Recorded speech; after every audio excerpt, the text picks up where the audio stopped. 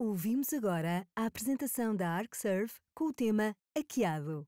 Como recuperar a minha infraestrutura após um ataque de ransomware com Vasco Souza, Territory Manager. Ora, bom dia a todos. Eu gostava, se calhar, de começar com uma provocação, que é, de todos os que estão aqui, empresas, posso incluir também parceiros, integradores, e até posso levar até ao nível dos fabricantes. Quem que está aqui que pode garantir que a sua empresa nunca será atacada? Podem levantar os braços. Ok. Pelo menos há essa percepção e é exatamente por isso que eu estou aqui. Ou seja, é um bocadinho também sensibilizar que a nossa postura neste momento deve ser muito mais de ter por garantido que um dia vou ser atacado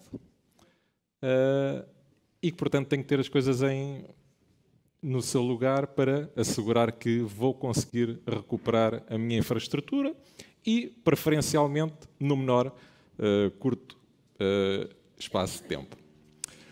Ora bem, a ArcServe é um fabricante histórico na área da proteção de dados e de backups. Foi fundado em 1983. Mais recentemente, fundiu-se com a StorageCraft, também um outro fabricante na área da proteção de dados, backup e disaster recovery.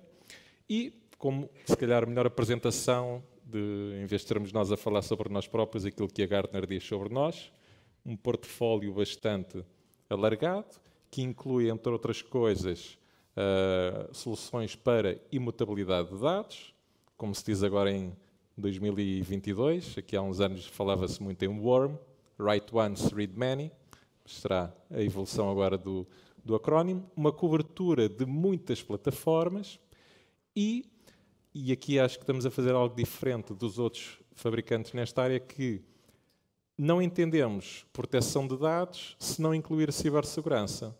Portanto, temos uma aliança, e não é aqui nenhum privilégio nosso, portanto, temos uma aliança global com a Sophos, onde integramos nas nossas tecnologias a cibersegurança que nos é proporcionada por esse fabricante. Ou seja, os dados têm que estar, e a ordem não será despiciente aqui, em primeiro lugar têm que estar seguros e só depois então é que têm que estar acessíveis. Porque não podem estar acessíveis se não estiverem seguros. Ou melhor, estão acessíveis demais e não é isso que nós pretendemos. Ou seja, temos aqui uma multiplicidade de situações que temos que correlacionar. Aquelas que me parecem mais interessantes neste momento será o desaparecimento daquilo que era o perímetro de uma organização tradicional, em que tínhamos do lado de cada firewall os nossos servidores, os nossos ativos digitais, e do lado de fora tínhamos aqueles que nos podiam atacar.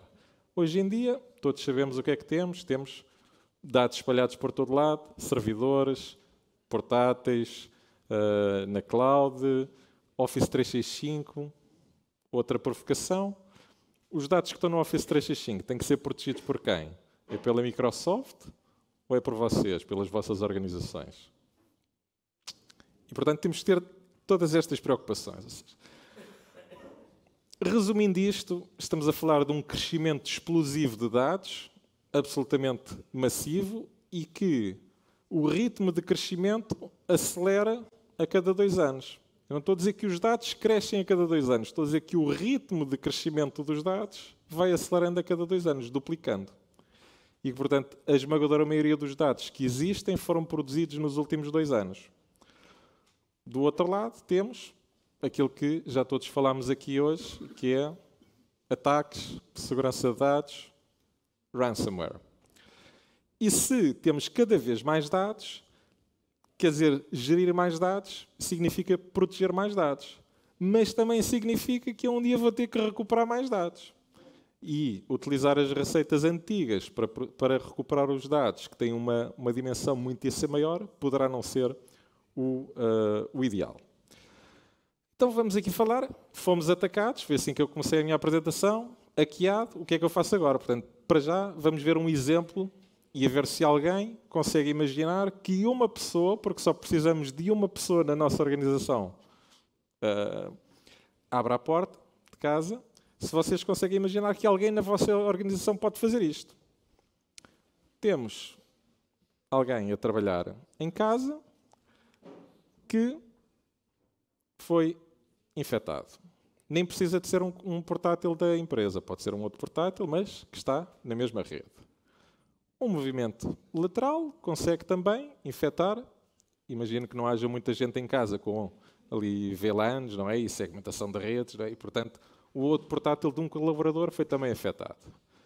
Hoje estava a trabalhar em casa, mas amanhã já vou trabalhar para o meu escritório, ou mesmo ligo-me por VPN. E então consigo fazer um movimento lateral e estar já dentro da rede corporativa.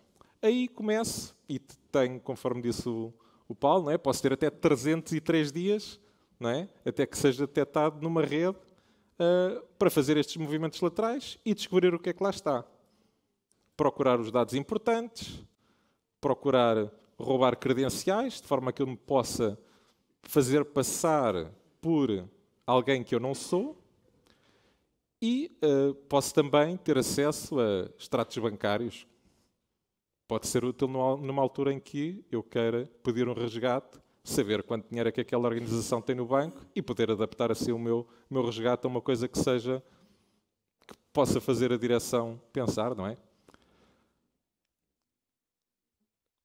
Tendo todo este tempo para atacar, então vou ver aquilo que são os ativos importantes. Vou aos servidores, vou procurar exfiltrar alguma informação, se conseguir, e vou também atacar aquilo que nós utilizamos para recuperar destes ataques, que é os backups, o servidor de backups. O servidor de backups, e conforme também já foi dito hoje, pode ser tentar-se encriptar esses dados, ou então até posso mesmo simplesmente tentar descobrir alguma vulnerabilidade desse equipamento, formatar, limpar tudo e depois então encriptar os dados que tenho nos meus servidores. E, portanto, o servidor de backups é um alvo prioritário e que, portanto, tem que ser protegido, e daí a nossa visão para incluirmos cibersegurança também nos servidores de backup. Hoje em dia, vamos dizer assim, há um foco na cibersegurança muito grande naquilo que é a prevenção, e eu digo que fazem isso muito bem, com múltiplas camadas, com firewalls, EDR, já falamos aqui de uma série de acrónimos, vou-me escusar a enumerá-los todos, mas tem havido menos preocupação, na minha perspectiva, naquilo que é a recuperação. E a recuperação é fundamental. Porquê? Porque quando eu tiver que o fazer, eu vou ter que saber fazer muito bem. E vou ter que estar muito bem preparado para conseguir recuperar. Portanto, desde já uma sugestão, testem os vossos backups, testem regularmente, façam simulacros e tenham definido, antes de tempo, qual é que é o vosso objetivo de tempo de recuperação. O RTO, que basicamente significa, tive agora uma disrupção, quanto tempo é que eu vou levar até ter a minha infraestrutura novamente a funcionar. E não pode fazer, não façam batota, que é dizer assim, vamos testar primeiro e depois vemos quanto é que é. Não, tem que definir em termos de organização o que é que faz sentido, quanto tempo é que podem aguentar estar parados, para depois poderem recuperar. E, portanto, o 3-2-1 que nós conhecíamos habitualmente, que era 3 cópias em 2 mídias diferentes, uma delas off-site, na perspectiva da ArcServe já não é suficiente, uma delas tem que estar imutável. Então vamos definir o que é imutável. Imutável significa que, a partir do momento em que um dado está escrito, este não pode ser nem apagado, nem alterado. De forma a que eu consiga dizer assim, ok, num dia em que eu seja atacado, eu vou ter estes dados disponíveis. E isto não é, lá está, não é um produto, não é um serviço. É aquilo que nós precisamos. Precisamos de assegurar que os dados estão íntegros e válidos e que não vão ser corrompidos. E, portanto, que eu não vou nunca estar numa situação em que eu vou ter que dizer assim, pago o resgate ou não pago o resgate. Então vamos ver várias alternativas de podermos atingir a imutabilidade de dados. Podemos pensar na utilização de tapes, que tem alguns pontos positivos, que é o facto de assegurar efetivamente esta imutabilidade, de poder fazer um arquivo de longa duração, mas exige rotinas. Exige que alguém vá ao robot de tapes, tirá-lo de lá e levá-lo efetivamente para fora, porque se eu deixar a minha tape dentro do meu robot de tapes, ela não é imutável, ela continua a poder ser reescrita por cima e apagada. E em termos de tempo de recuperação, vamos ter um tempo de recuperação expectavelmente maior. Portanto, se eu tiver que recuperar teras de dados, não podemos estar à espera de um RTO de minutos. Temos Object Lock na cloud, que é utilizar tecnologias como, e passa a publicidade, como uma Amazon S3 para termos os objetos trancados na cloud. Tem um ponto negativo que é o tempo de recuperação, o tempo que eu vou ter que fazer para, lá está, fazer o download de todos esses dados. E tem então uma terceira alternativa que é trazer para dentro do meu data center aquilo que é as tecnologias de Object Storage que tenho na cloud. E nós na ArcServe temos isso com o nosso equipamento OneSafe. Basicamente, o que estamos a dizer é assim, qualquer dado escrito, quando é alterado, não mexe nos objetos originais, mas vai criar outras versões dos objetos. O que é que eu quero dizer com isto? Se eu tenho um ficheiro Word que foi encriptado, o que eu vou ter é uma versão do ficheiro Word sem ser encriptado e uma versão do Word depois de ser encriptado. Portanto, eu consigo sempre reverter para uma situação anterior a esse ataque. Como é uma tecnologia baseada em discos, é bastante mais rápida em termos de recuperação e eu posso promover teras de dados com um simples comando.